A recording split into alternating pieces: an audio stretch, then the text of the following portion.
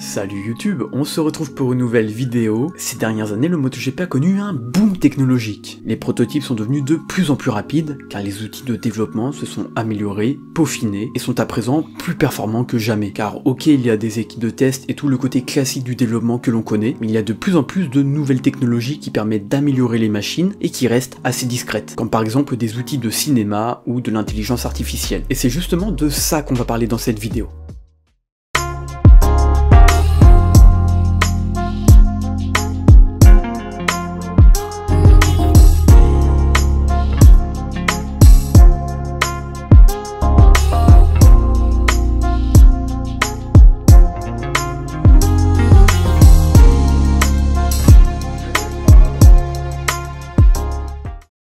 On commence avec quelque chose de très en vogue, l'intelligence artificielle. Alors bien sûr c'est quelque chose de vague. Par exemple, le boîtier électronique peut être considéré comme tel, car il va réaliser des calculs indépendamment, qui vont permettre d'adapter le comportement de la moto en fonction des besoins. Mais ici on va se pencher sur une intelligence plus pointue, la simulation. Les constructeurs utilisent des IA qui vont permettre de simuler le comportement des motos avec différents réglages sur divers circuits dans des conditions météo variées. Mais laissons le Miko du MotoGP nous développer tout ça.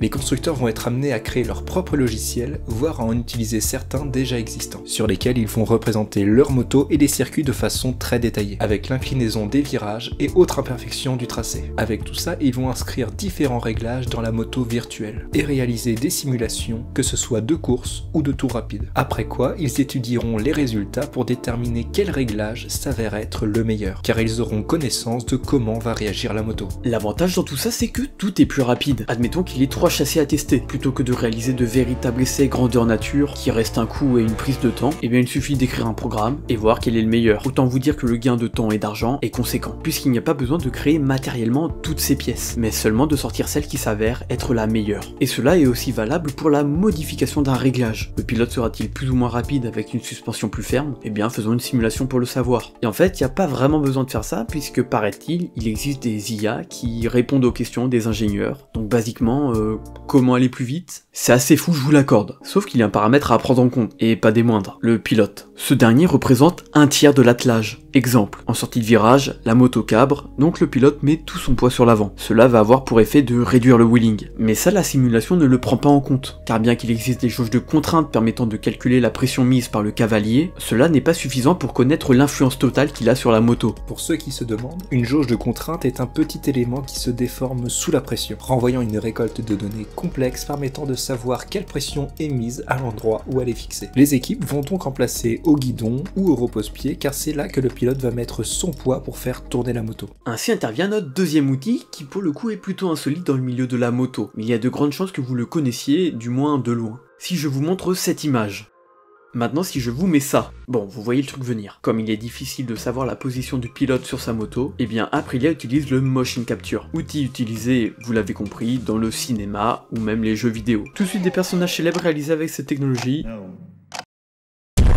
Pour ce faire, plusieurs capteurs sont dissimulés sous les combinaisons des pilotes qui envoient des informations à une petite boîte située à l'arrière de la moto. Ensuite, la position du pilote est retranscrite sur des logiciels. Ainsi, les ingénieurs sont en mesure de savoir comment se déplace le pilote sur la moto. Chez Ducati, ils utilisent les vidéos des caméras arrière de leur moto qu'ils insèrent image par image dans leurs ordis qui vont traiter grâce à l'IA les différentes positions des différents membres du pilote à plein d'endroits différents sur le circuit. Ainsi, les ingénieurs peuvent déterminer le centre de gravité du pilote sur la moto pour en comprendre le comportement.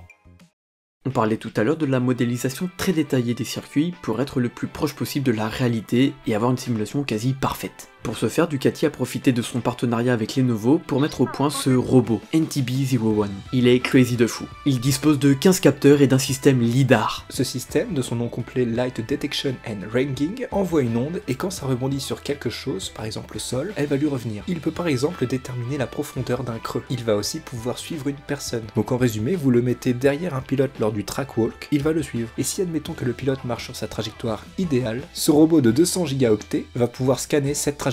Si jamais il y a une bosse ou je ne sais quelle autre déformation de la piste, il va le sentir. Après coup, les données sont transmises au Lenovo ThinkStation P360 Ultra, une station permettant le rendu 3D ou l'analyse de données qui ensuite serviront pour la simulation. Et ce robot remplace l'actuel chariot utilisé par Ducati qu'il faut pousser pour pouvoir scanner le circuit.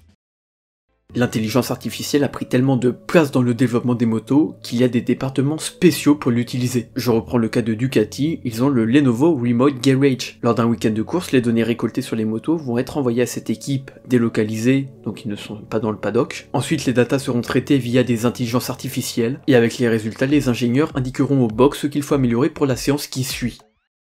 On n'a fait que survoler la face immergée de l'iceberg. On pourrait parler des logiciels de dynamique des fluides pour étudier le comportement des flux d'air sur les motos, de l'utilisation du son des caméras embarquées pour espionner l'adversité, sans parler de tout ce qui reste secret. Tout cela est permis grâce à l'amélioration des nouvelles technologies et de l'étroite collaboration entre les constructeurs et certaines enseignes, comme c'est le cas avec Ducati qui utilise le matériel et le savoir-faire de Lenovo ou encore du Volkswagen Data Lab, le laboratoire de la marque éponyme. C'est effrayant et à la fois incroyable de voir ce que l'homme est capable de réaliser comme prouesse technique. Car ce sont des technologies qui deviennent indépendantes, mais qui restent conçues et pensées par des humains. Voir que notre sport, qui a quand même une réputation d'être vieillot, utilise ce genre d'outils, montre à quel point on est plus développé que ce qu'on peut penser. Ouais, mets-toi à genoux, tiens. Ouais. Non, je me sens pas bien. J'ai mal aux jambes. J'ai jamais eu autant mal aux jambes. Non mais j'ai mal. Il me faut un tabouret, mon pote. Non, allez, tiens bon, putain. Avant de vous laisser, on aimerait vous remercier car on a passé la barre des 1000 abonnés sur YouTube. C'est vraiment cool, donc merci à vous d'être toujours plus nombreux à nous suivre. Et l'aventure ne fait que commencer. C'est sur ces paroles pleines d'espoir qu'on vous laisse. Ciao.